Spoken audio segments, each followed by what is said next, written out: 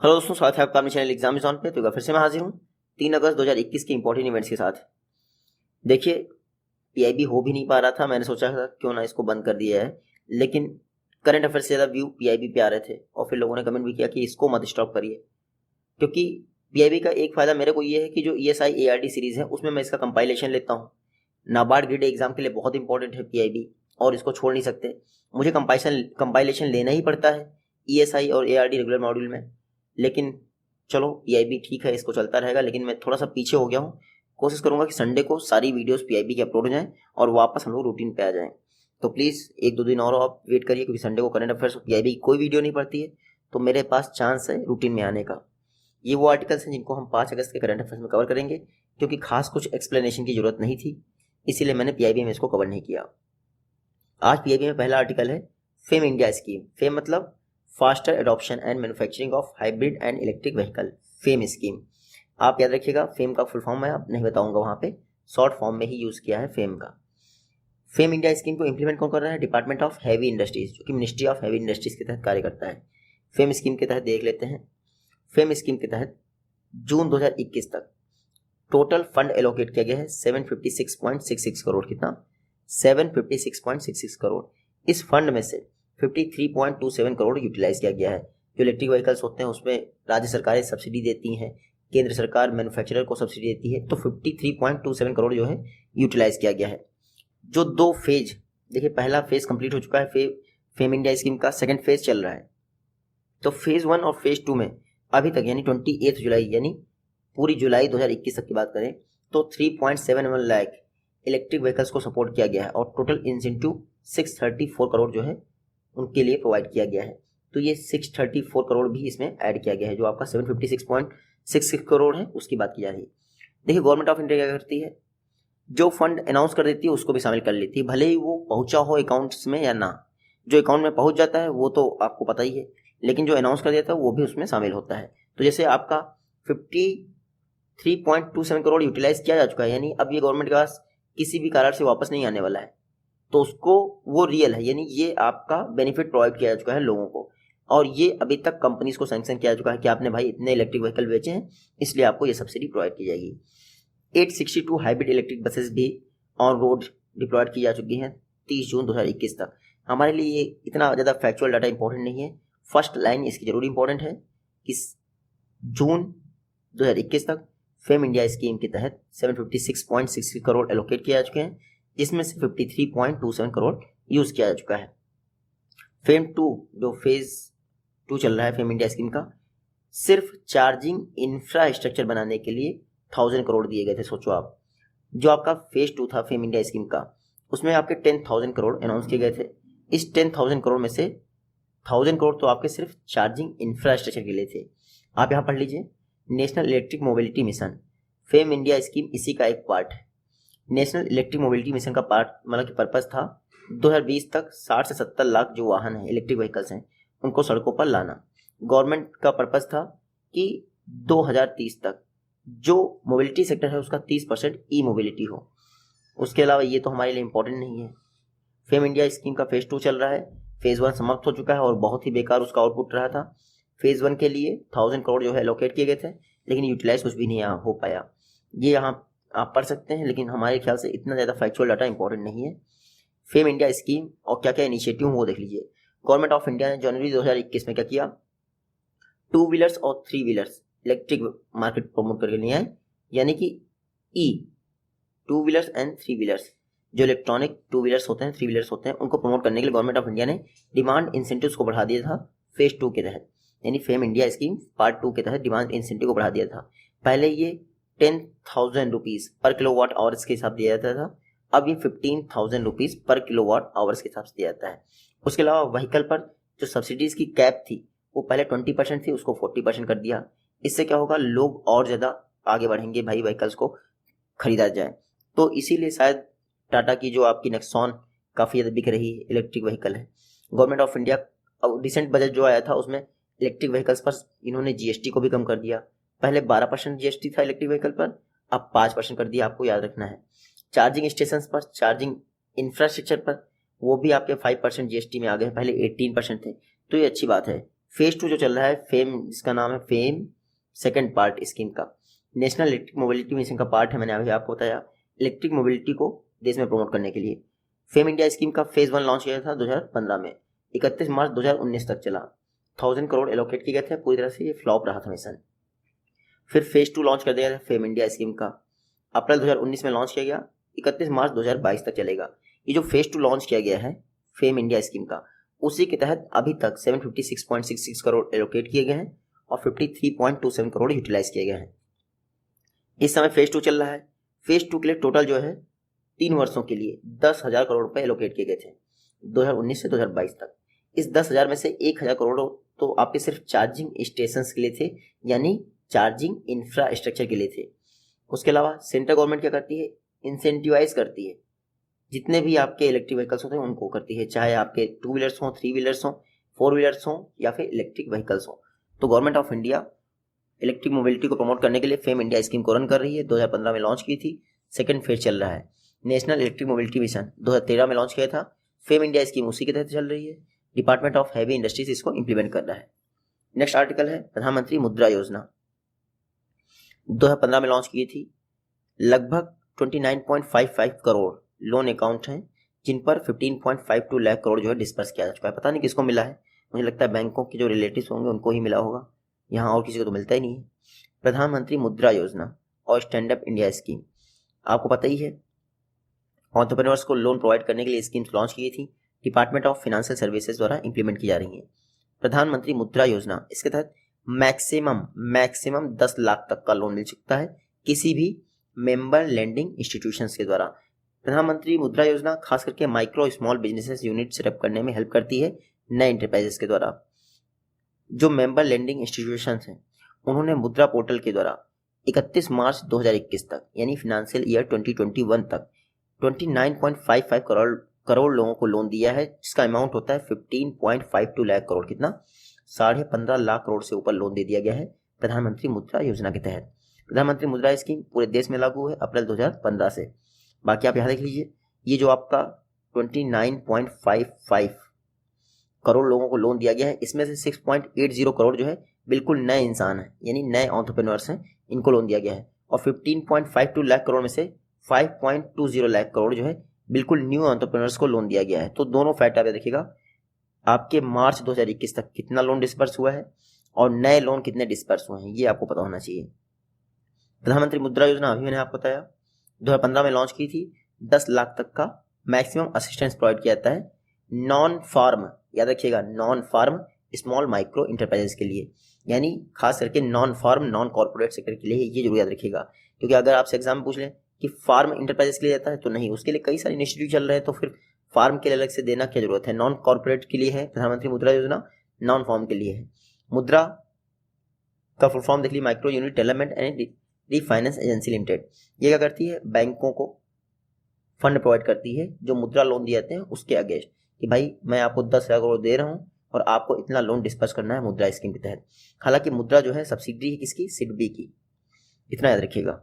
मुद्रा के तहत शिशु, किशोर और तरुण लोन दिए जाते हैं। शिशु में 50,000 तक का लोन अमाउंट दिया जाता है, किशोर में क्या होता है 50,000 से 5 लाख तक का लोन अमाउंट दिया जाता है, और तरुण में 5 लाख से 10 लाख तक का।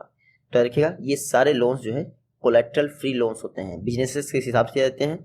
आपको अप्लाई करना होता है मुद्रा पोर्टल पे, लेकिन मुझे नहीं लगता कभी भी आपको अप्लाई करने से लोन मिलेगा अगर आप बैंक के रिश्तेदार नहीं है, रिलेटिव नहीं है, और फिर बाकी कुछ बोलना ही नहीं है। नेक्स्ट आर्टिकल है न्यूट्री सीरियल्स यानी मिलेट्स के विषय में लोगों को अवेयर करने के लिए, खास करके फार्मर्स को अवेयर करने के लिए गवर्नमेंट ऑफ इंडिया कुछ कर रही है।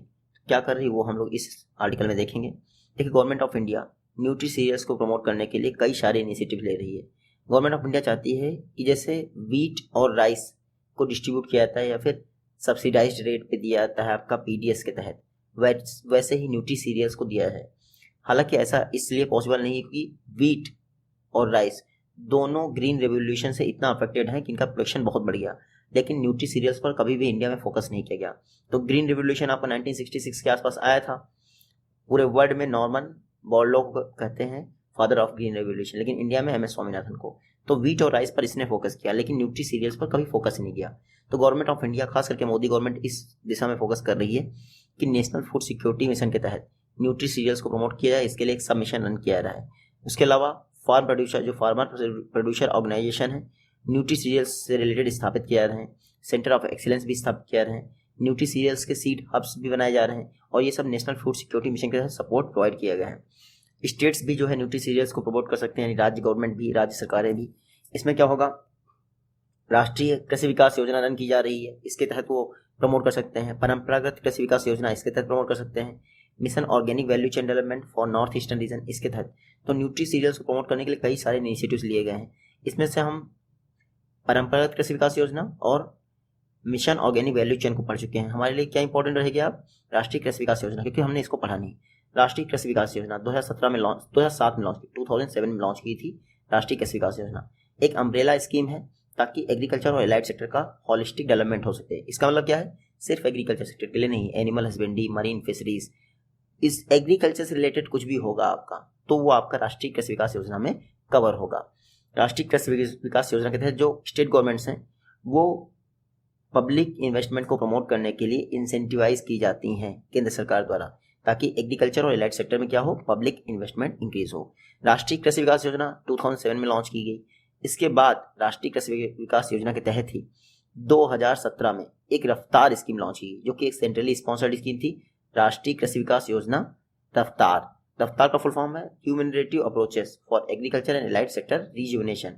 तो राष्ट्रीय कृषि विकास योजना रफ्तार, इस स्कीम के कंपोनेंट देख लीजिए। कंपोनेंट क्या है, एग्रीप्रेन्योरशिप ओरिएंटेशन, जैसे आपका एंटरप्रेन्योरशिप होता है वैसे ही एग्रीप्रेन्योरशिप बनाया जाए। इसमें क्या होगा, 2 महीने का आपको ट्रेनिंग प्रोवाइड किया जाएगा और 2 महीने तक 10,000 रुपये पर मंथ के हिसाब से स्टाइफंड दिया जाएगा। ये 10,000 रुपीज़ याद रखिएगा, किसी भी एग्जाम में पूछ सकते हैं।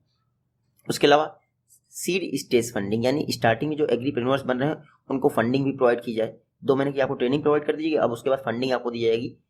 25 लाख तक की मैक्सिमम फंडिंग दी जाएगी आपको, जिसमें 85% ग्रांट होगा, यानी 25 लाख में से आपको लगभग 20 लाख तो वापस ही नहीं करने, 15% जो है कंट्रीब्यूशन होगा इनक्यूबेटर से। तो मतलब आपके पास कुछ भी एक्स्ट्रा नहीं होगा, ऐसा नहीं होगा कुछ भी वापस करना पड़ेगा। इनक्यूबेटर जैसे IIT मद्रास वगैरह होते हैं, ये आपको इंक्यूबेशन प्रोवाइड करते हैं एग्रीप्रेन्योर्स को। तो फंडिंग पैटर्न आप देख लीजिए, 25 लाख तक का दिया जाएगा। फिर प्री सीड स्टेज, यानी सीड फंडिंग तो बिजनेस स्टार्ट होने के बाद इनिशियल स्टेज में दिया जाता है, लेकिन उससे पहले क्या कुछ फंडिंग मिल सकती है, तो 5 लाख तक की सीड फंडिंग मिल सकती है, जिसमें 90% ग्रांट आपको मिलेगी और 10% आपका इंक्यूबेशन से।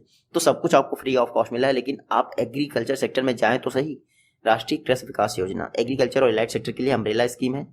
राष्ट्रीय कृषि विकास योजना 2007 में लॉन्च की गई थी, जबकि 2017 में राष्ट्रीय कृषि विकास योजना रफ्तार स्कीम लॉन्च की गई। कंपोनेंट देख लीजिए, स्टाइप फंड देख लीजिए, सीड फंडिंग देख लीजिए, प्री स्टेज सीड फंडिंग देख लीजिए। नेक्स्ट आर्टिकल है, पिछले 3 वर्षों में पल्सेस का जो प्रोडक्शन है वो इंक्रीज हुआ है।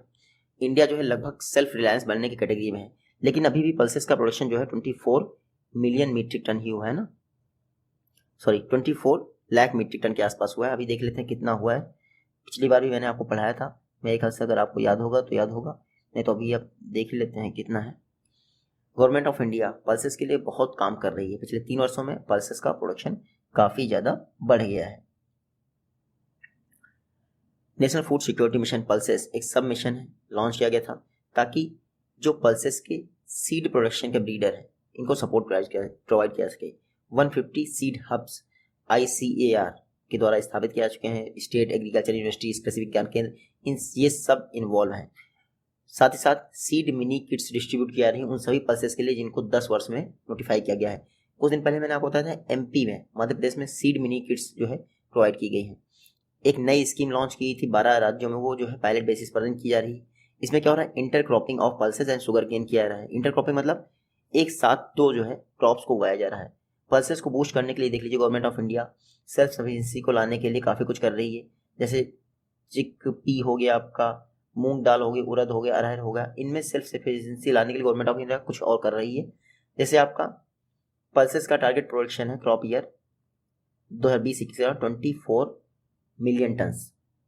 24 मिलियन टन हो गया, ये मिट्टी टन नहीं है, 24 मिलियन टन अभी एग्जैक्ट हम लोगों को पता चल गया। गवर्नमेंट ऑफ इंडिया का टारगेट है 2024-25 तक 27.5 मिलियन टन पल्सेस को प्रोड्यूस करना। उसके अलावा जो यील्ड है पर हेक्टेयर की यील्ड है, आप देख लीजिए 2015-16 के दौरान 750 kg थी, लेकिन 2020-21 के दौरान जो यील्ड है पल्सेस प्रोडक्शन की वो इंक्रीज हुई है और 900 kg पर हेक्टेयर पहुंच गई है। 2024-25 से टारगेट है इसका 1000 kg पर हेक्टेयर पल्सेस को प्रोड्यूस करना। पल्सेस के लिए प्राइस स्टेबलाइजेशन फंड भी लॉन्च किया गया, और प्राइस स्टेबलाइजेशन फंड का मेन पर्पस क्या होता है, जो बफर स्टॉक है उसको बढ़ाया जाए। तो 2020-21 के दौरान बफर स्टॉक पल्सेस का था 19 लाख मीट्रिक टन। कितना? 19 लाख मीट्रिक टन। अब ये हो गया 23 लाख मीट्रिक टन, याद रखिएगा 2021-22 के दौरान। तो 2021-22 के दौरान पल्सेस का बफर स्टॉक कितना है? 23 लाख मीट्रिक टन। सबसे ज़्यादा बफर स्टॉक किसका है? ये देख लीजिए, तुअर दाल का, अरहर, क्योंकि अरहर ही खाते हैं ना लोग, पीली वाली दाल सबसे ज़्यादा इंडिया में उसी का कंजप्शन होता है। तो ये बफर स्टॉक आप देख लीजिएगा 2021-22 के लिए लाख मीट्रिक टन ये है आपका। और जब MT सिर्फ लिखा हो तो मिलियन टन से याद रखिएगा, ठीक है। मीट्रिक टन तो 24 मीट्रिक टन तो वहाँ पे होगा नहीं सिर्फ। तो पल्सेस के प्रोडक्शन में इंडिया जो है बहुत कुछ कर रहा है। जो आपकी प्राइस स्टेबलाइजेशन फंड है उसके तहत क्या हो रहा है आपको पता ही है, बफर स्टॉक किए जा रहे हैं। फिर प्राइस सपोर्ट स्कीम पल्सेस के लिए प्रोवाइड की जा रही है, department of agriculture cooperation price support scheme pulses के लिए, ऑयल सीड्स के लिए, कॉटन के लिए रन कर रही है नाफेड के द्वारा। बाकी FCI जो है वीट और राइसेस के लिए तो है ही है, लेकिन नाफेड क्या कर रही है, PM आशा के तहत, PM आशा स्कीम के तहत प्राइस सपोर्ट स्कीम जो है रन कर रही है पल्सेस के लिए। इसमें क्या होता है, जैसे मार्केट में पल्सेस का कम प्राइस ड्रॉप हो गया तो स्टेट गवर्नमेंट या फिर सेंट्रल गवर्नमेंट की एजेंसी जो है इसको परचेज कर लेती हैं मिनिमम सपोर्ट प्राइस पर, ठीक है। बाद में स्टेट गवर्नमेंट या फिर जो सेंट्रल एजेंसीज होती हैं, गवर्नमेंट ऑफ इंडिया, उनको कुछ ना कुछ 25% या 15% के आसपास जो है इंसेंटिव प्रोवाइड करता है, सब्सिडी प्रोवाइड करता है। प्राइस सपोर्ट स्कीम PM आशा के तहत हम लोग पढ़ चुके हैं, आप वहाँ से देख लीजिएगा। मुझे याद नहीं आ रहा एग्जैक्ट फिगर क्या है, लेकिन आपको पता ही है पल्सेस के लिए, सीड्स के लिए, कॉटन के लिए नाफेड के द्वारा PM आशा स्कीम के तहत प्राइस सपोर्ट प्रोवाइड किया जाता है। PM आशा स्कीम, इसका फुल फॉर्म भी मैंने आपको पढ़ाया था, वहाँ से देख लीजिएगा। सितंबर 2018 में लॉन्च की थी PM आशा स्कीम। इसके तहत वीट और राइस को छोड़कर जो अदर कमोडिटीज हैं उनको प्राइस सपोर्ट प्रोवाइड किया जाता है। नेक्स्ट, डिस्कॉम लॉसेस को कम करने के लिए गवर्नमेंट ऑफ इंडिया ने कुछ किया है। तो क्या किया है देख लेते हैं। देखिए, गवर्नमेंट ऑफ इंडिया हो या फिर स्टेट गवर्नमेंट्स हो, जो डिस्ट्रीब्यूशन कंपनीज हैं यानी डिस्कॉम्स, पावर डिस्ट्रीब्यूशन कंपनीज जिसको डिस्कॉम्स के नाम से जानते हैं, उनके लॉसेस को कम करने के लिए गवर्नमेंट ऑफ इंडिया ने बहुत कुछ किया है। हालांकि कंज्यूमर को फ्रॉड, मैं एक चीज़ बताता हूँ आपको, एक्स्ट्रा फैक्ट आप देख लीजिएगा। एक यूनिट इक्वल टू कितना होता है, 1 किलोवाट पर आवर। ये होता है एक यूनिट का, जो आपका एक यूनिट का डिस्ट्रीब्यूशन है, ऐसे डिसाइड किया जाता है पैमाना कि एक यूनिट बराबर 1 किलोवाट आवर होता है। एक यूनिट, जो स्मार्ट मीटर से पहले मीटर लगते थे उसमें एक यूनिट होता था। जब आपकी जो रेड लाइट होती है वो 3200 टाइम ब्लिंक करती थी। कितनी बार? 3200 बार ब्लिंक करती थी, तब आपका एक यूनिट होता था। लेकिन जब स्मार्ट मीटर आए तो इस 3200 को 1600 कर दिया गया। तो आप समझ रहे हैं ना क्या खेल खेला गया स्मार्ट मीटर्स में। जैसे ही आप स्मार्ट मीटर लगा लेते हैं आपका बिल जो है डबल हो जाता है, तुरंत डबल हो जाता है। कितना हो जाता है? सपोज करिए पहले आपको जो है 1 घंटे में 1 यूनिट पे करना होता था, तो अब 1 घंटे में 2 यूनिट पे करने पड़ेंगे। तो 1600 टाइम अगर ब्लिंक करेगी वो रेड लाइट तो आपका 1 यूनिट बन जाएगा। अब इस 1 यूनिट के बनने के बाद भी गवर्नमेंट ऑफ इंडिया ने या फिर स्टेट गवर्नमेंट में यूनिट के प्राइस भी बढ़ा दिए। तो ये कंज्यूमर्स के साथ, जो अननोन लोग हैं उनके साथ अजीब सा गेम खेला जाता है। स्मार्ट मीटर्स आप देखेंगे तो वहाँ पे 1600 लिखा होगा, इतनी बार ब्लिंक करने के बाद वो 1 यूनिट बढ़ जाएगा। उसके पहले 3200 टाइम ब्लिंक करने के बाद 1 यूनिट बढ़ता था। तो लोगों को जानकारी नहीं होती, इसके अभाव में खैर क्या कर सकते हैं, जानकारी होती भी तो कौन सा हम सड़कों पर उतर जाते हैं। सेंट्रल गवर्नमेंट ऑफ इंडिया ने डिस्कॉम्स यानी पावर डिस्ट्रीब्यूशन कंपनीज, उनके लॉसेस को कम करने के लिए एक नई स्कीम इंट्रोड्यूस की है, अ reform based and result link scheme. इसमें क्या होगा, देखिए क्या क्या रिफॉर्म हुए हैं, उसका क्या रिजल्ट आया है, उससे रिलेटेड एक स्कीम लॉन्च की है डिस्ट्रीब्यूशन सेक्टर्स के लिए।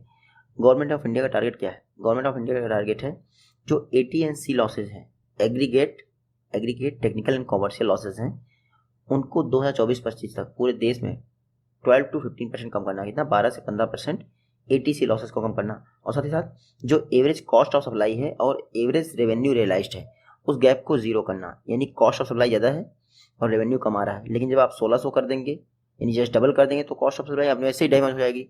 फिर लोग जो है अवैध तरीके से बिजली चोरी करते हैं। गवर्नमेंट ऑफ इंडिया या फिर कोई भी मजबूर करते हैं हम लोग किसी को भी बिजली चोरी करने के लिए। अगर प्राइस एक सर्टेन वैल्यू से ऊपर हो जाएगा तो लोग चोरी करेंगे। मिडिल क्लास फैमिली वाले चोरी करते हैं। मैंने कई जगह पे देखा है कि अगर वो पैसे देने में सक्षम है फिर भी वो चोरी करते हैं। क्यों? क्योंकि पहली बात, स्मार्ट मीटर लगने से एकदम से बिल डबल हो गया उनको, और उनको समझ में नहीं आ रहा कैसे इतना ज़्यादा बिल आ रहा है। और उनको ये बेवकूफ़ बना दिया गया कि आप पहले जो है ये मीटर ठीक से जानकारी नहीं देता था, आपने नया मीटर लगाया तो वो सही से जानकारी देता है, इतने वैल्यू सेपरेटर्स हैं, लेकिन वो उस गरीब आदमी को ये नहीं पता कि जस्ट डबल हो गया है बिजली का बिल। खैर, AT&C लॉसेस इनको 12 से 15% तक कम करना है, और जो कॉस्ट ऑफ सप्लाई है और रेवेन्यू है उसको जीरो करना है 2024-25 तक। ये जो स्कीम आई है रिवैम्प्ड डिस्ट्रीब्यूशन सेक्टर स्कीम, इस स्कीम के लिए 3,03,758 करोड़ रुपए जो है अनाउंस किए गए थे, 3,03,755 करोड़ रुपए। बाकी आप देख लीजिएगा, मेरे ख्याल से ये खासकर इंपॉर्टेंट नहीं है। एक प्री क्वालिफाइंग के क्राइटेरिया होता है, 100 मार्क्स का होता है, अगर 60 मार्क्स पा जाती है कोई डिस्काउंट कंपनी तो जो है उसको कुछ फंडिंग प्रोवाइड की जाती है या कुछ एक्स्ट्रा दिया जाता है। ये इतना डीप नहीं पूछेंगे, आप ये दो ऊपर के फैक्ट याद रखिएगा। जो रिवैम्प्ड डिस्ट्रीब्यूशन सेक्टर स्कीम है इसका टारगेट क्या है और फंड कितना एलोकेट किया गया है। उसके अलावा अगर आप डिस्ट्रीब्यूशन लॉसेस को कम करते हैं, ANT लॉसेस को कम करते हैं, तो स्टेट GSDP का 2020-21 के दौरान इतना परसेंट एक्स्ट्रा जो है आप बोरोइंग कर सकते हैं। 15th फाइनेंस कमीशन ने कहा है कि पावर सेक्टर में अगर डिस्कॉम रिफॉर्म किया जा रहा है पावर सेक्टर में, तो स्टेट गवर्नमेंट अपने GSDP का ग्रॉस स्टेट डोमेस्टिक प्रोडक्ट का 0.50% एक्स्ट्रा ले सकती है। आपको पता ही होगा रिफॉर्म ओरिएंटेड इंसेंटिव प्रोवाइड किया गया था, यानी कि स्टेट गवर्नमेंट अपने टोटल GSDP का 3% तक फिजिकल डेफिसिट दिखा सकती थी, लेकिन अगर रिफॉर्म ओरिएंटेड है तो 2% तक एक्स्ट्रा ले सकती थी। उसमें से एक रिफॉर्म है आपका पावर सेक्टर का, जो अकेले 0.50% देता है। Revamped distribution sector scheme power sector distribution के लिए लॉन्च की है। इसमें क्या होगा, जो डिस्कॉम्स हैं उनकी फिनेंशियल जो कंडीशन है उसको बेहतर करने के लिए असिस्टेंस प्रोवाइड की जाएगी। उसके अलावा पहले से पावर सेक्टर रिफॉर्म स्कीम चल रही हैं, उसमें इंटीग्रेटेड पावर डेवलपमेंट स्कीम 2014 में लॉन्च की थी, दीनदयाल उपाध्याय ग्राम ज्योति योजना 2015 में लॉन्च की, प्रधानमंत्री सहज बिजली हर घर योजना 2017 में लॉन्च की। अब ये सारी स्कीम को मर्ज कर दिएगा और रिवैम्प्ड डिस्ट्रीब्यूशन सेक्टर स्कीम जो है इंप्लीमेंट की जाएगी। हालांकि इतनी जल्दी ये काम नहीं होगा, ये जो रिवैम्प्ड डिस्ट्रीब्यूशन सेक्टर स्कीम है 2025-26 तक आएगी, और फर्स्ट फेज में 2023 दिसंबर तक 10 करोड़ प्रीपेड स्मार्ट मीटर लगने हैं, यानी कि आपका बिल डबल होना है। देखिएगा, कभी आप स्मार्ट मीटर लगाने से पहले जो मीटर हो वहाँ पर लिखा होगा 30 to 100 टाइम ब्लिंक करती है तब 1 यूनिट होता है। जो नेक्स्ट स्मार्ट मीटर है उसमें 1600 टाइम ब्लिंक करती है, या तो शायद मुझे कुछ समझ में दिक्कत है या फिर ऐसा ही है जहाँ तक मैं जानता हूँ। नेक्स्ट आर्टिकल है गवर्नमेंट इम्प्लीमेंटेड ऑपरेशन ग्रीन। देखो 2018-19 से government of India operation green को रन कर रही है। पहले ये टोमेटो ऑनियन पोटैटोज के लिए था, लेकिन अब जो है ये इंक्रीज हो गया है, मेरे ख्याल से 22 कमोडिटीज इसमें ऐड हो गई थी। देख लेते हैं एक्स्ट्रा क्या हुआ है। हाँ, हालांकि ऑपरेशन ग्रीन लॉन्च होने के बाद से अभी तक कोई भी ब्लैक मार्केटिंग की रिपोर्ट नहीं है ओनियंस के लिए। देखिए 2018-19 में ऑपरेशन ग्रीन लॉन्च किया टोमेटो ऑनियन पोटैटो के लिए टॉप स्कीम। 2018-19 में इसके लिए 500 करोड़, कितना 500 करोड़ एलोकेट किया गया था, लेकिन फिर कोविड क्राइसिस आ गया, इसमें भी 500 crore top to total scheme launch कर दी। उसमें कुछ एक्स्ट्रा कमोडिटीज ऐड की गई थी, वो मैं पढ़ा चुका हूँ ASI ERD सीरीज में, और आपके PIB में भी पढ़ा चुका हूँ, मुझे रिकॉल नहीं होता, लेकिन फिर भी आप देखिएगा आपको मिल जाएगा। गवर्नमेंट ऑफ इंडिया क्या चाहती है, जो टॉप कमोडिटीज़ हैं उसके साथ साथ जो अलग लगभग 22 के आसपास पेरिसेबल कमोडिटीज़ हैं उनका प्राइस, उनकी ब्लैक मार्केटिंग ना हो, प्राइस सडन इंक्रीज ना हो, डिक्रीज ना हो, फार्मर्स को लॉस ना हो, कंज्यूमर्स को लॉस ना हो, इसलिए government of India top to total scheme को रन कर रही है। इसके लिए गवर्नमेंट ऑफ इंडिया क्या करती है, short term price stabilisation measures लेती है टोमेटो ऑनियन पोटैटोज के लिए। इसके अलावा 41 नोटिफाइड क्रॉप फूड्स के लिए, वेजिटेबल्स के लिए 2020 से अभी तक यानी 19 जुलाई तक लगभग टॉप टू टोटल स्कीम के तहत 47.66 करोड़ जो है दिए जा चुके हैं ऑपरेशन ग्रीन स्कीम के तहत। ऑपरेशन ग्रीन स्कीम, इसमें आपको पता है प्राइस फ्लैक्चुएट जो होता है उसको रोकने के लिए लॉन्च किया था ऑपरेशन ग्रीन। पहले टॉप कमोडिटीज के लिए था टोमेटो ऑनियन पोटैटो के लिए, लेकिन अब 22 के आसपास जो एक्स्ट्रा कमोडिटीज इसमें इन्वॉल्व है, जिसमें फ्रूट्स एंड वेजिटेबल्स भी हैं।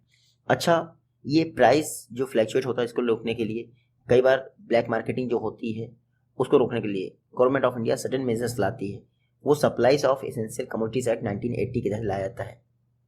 देखिए एसेंशियल कमोडिटीज एक्ट 1955 में लॉन्च किया था। पर्पस क्या था, जो एसेंशियल कमोडिटीज हैं वो कंज्यूमर्स को एग्जैक्ट प्राइस पर अवेलेबल की जा सके और कंज्यूमर का एक्सप्लॉयटेशन ना होने पाए, इसीलिए एसेंशियल कमोडिटीज एक्ट लाया गया 1955 में। लोग अपने पास न रखें, एसेंशियल कमोडिटीज जरूरत पड़ने पर लोगों को मिल चुके हैं। एसेंशियल कमोडिटीज एक्ट 1955, इसको इंप्लीमेंट करने की पूरी जिम्मेदारी स्टेट गवर्नमेंट की होती है। जितने भी एसेंशियल कमोडिटीज होती हैं जिनको नोटिफाई किया जाता है केंद्र सरकार द्वारा, उनके डिस्ट्रीब्यूशन, सप्लाई, प्राइस इन सभी का काम स्टेट गवर्नमेंट का है। अब इसेंशियल कमोडिटीज तो एक्ट आ गया, लेकिन फिर एक supplies of essential commodities act आया 1980 में। ये इसेंशियल कमोडिटीज एक्ट 1955 को इम्प्लीमेंट करने के लिए और ब्लैक मार्केटिंग और मेंटेनेंस के लिए लाया गया। इसेंशियल कमोडिटीज एक्ट में 7 तरह की कमोडिटीज को इन्वॉल्व किया था, जैसे ड्रग्स हुई, तो आपने कोविड केसेस देखा, गवर्नमेंट ऑफ इंडिया ने मास्क को, ऑक्सीमीटर को, इन सभी को इसेंशियल कमोडिटीज में ला दिया। इसेंशियल कमोडिटीज में सिर्फ ड्रग्स ही नहीं है, मशीन्स भी हैं, आप याद रखिएगा, स्टेम भी है, जिस स्टेम मेरे ख्याल से हार्ट का जो ऑपरेशन होता है उसमें यूज़ किया जाता है। फिर फर्टिलाइजर्स, ये food stuff, hank yarn, petroleum, raw jute, seed और फूड क्रॉप, वेजिटेबल्स, ये सब इसेंशियल कमोडिटीज में आ सकते हैं। लेकिन हाँ याद रखिए, इसेंशियल कमोडिटीज एक्ट 1955 में 7 मेजर कमोडिटीज हैं। ये 7 मेजर कमोडिटीज आप पढ़ लीजिएगा। मिलते हैं आपसे नेक्स्ट वीडियो में, टेक केयर, गुड बाय।